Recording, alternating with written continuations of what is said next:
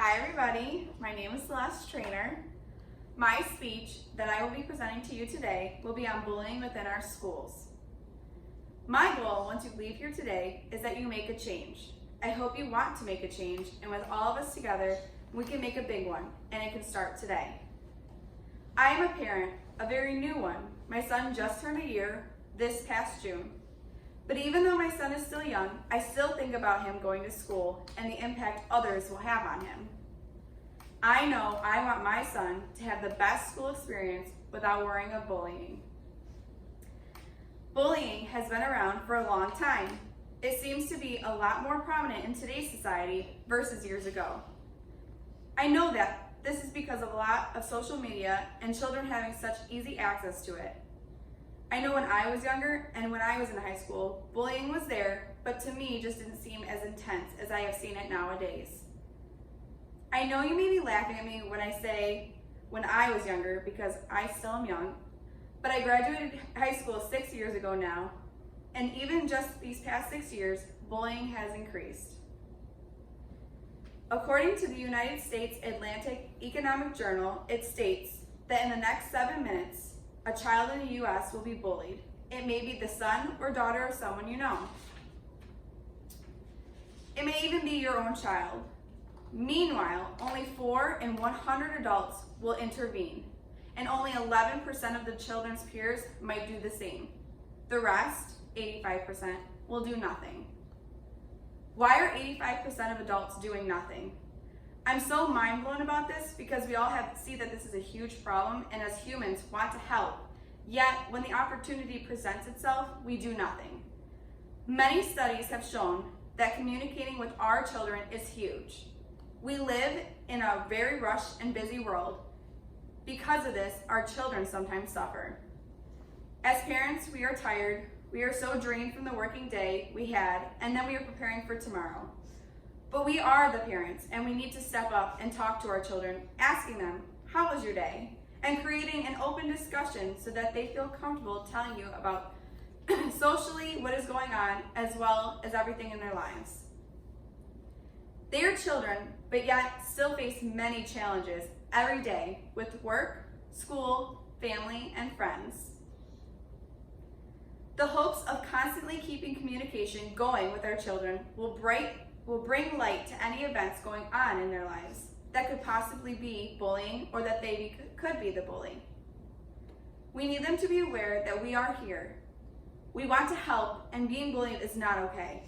We also, as parents, need to be more educated ourselves on coping skills and our resources available to help our children being bullied.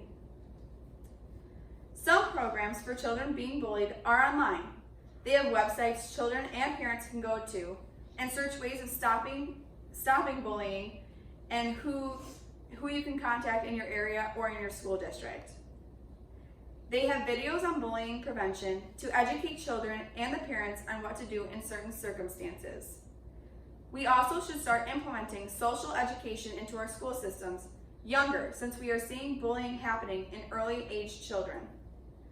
This social program can teach children skills on how to interact with us properly, how one's actions can impact another child's life. Some of these solutions to bullying prevention are located on the website www.stopbullying.gov. I know if I had had this introduced to me younger, I would understand more on what bullying was and how it can hurt someone else. I have a little visual presentation to show you some numbers and data that will help you better visualize how out of hand this has truly gotten. So this is my presentation for you guys, Bullying Within Our Schools by me, Celeste Trainer. So some definitions of bullying. So a bully is someone who seeks to harm, intimidate, or coerce someone perceived as vulnerable.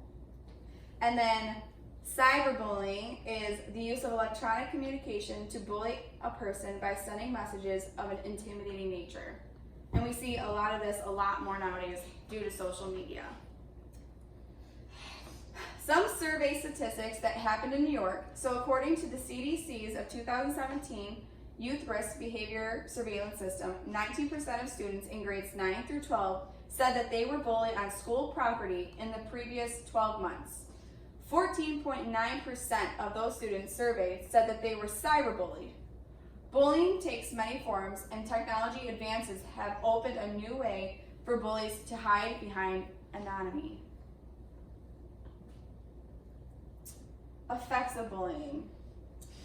The dangers are disturbing. According to a PACERS, National Bullying Prevention Center, and StopBullying.gov, students have experienced bullying are increased for risk for poor school adjustment, missing school, sleep difficulties, anxiety and depression, feelings of sadness and loneliness, loss of interest in activities they used to enjoy, decreased academic achievement, and lower test scores. Bullying prevention, how can we help? So we can implement into schools more of the wide range of social programs for kids at a younger age. We can survey students to determine the extent and nature of the problem and to solicit students' recommendations to reduce bullying. Cyberbullying is a new phenomenon and a challenge for schools and families. Schools have been reluctant to get involved, but the key question is, did the cyberbullying disrupt learning? The answer is almost always yes. And the administration needs to be investigating the messaging involving parents and maybe even law enforcement. Teach your staff to recognize bullying and to take immediate action to stop bullying when it occurs. Ensure that staff members do not try to make it the bully and victim work it out. Ideally, bully and victim should be separated and bully given consequences.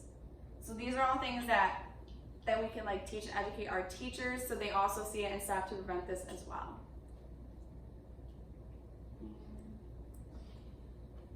And these are just my works cited of where my data came from. All right. I will admit that I was once a bully. I will also admit I was once one being bullied. I was young and wanted to fit in. I know now my actions were not okay and did hurt others. I will say, me saying hurtful stuff to someone and I did hurt their feelings was when I was in elementary/middle school. Once I was in high school, I never felt the need to hurt others. If anything, it was the opposite for me. I was always hanging out with the kids who never seemed to fit in and were targets of being bullied. But because of this, I became a target to bully, as I was the weird cheerleader musical girl, wanting to be friends with all the clique groups and not just one clique.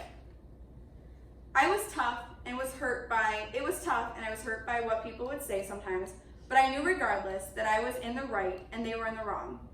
Bullying is not okay. It should not be tolerated or accepted, no matter how little or how big the situation. Children are taking their lives because of bullying.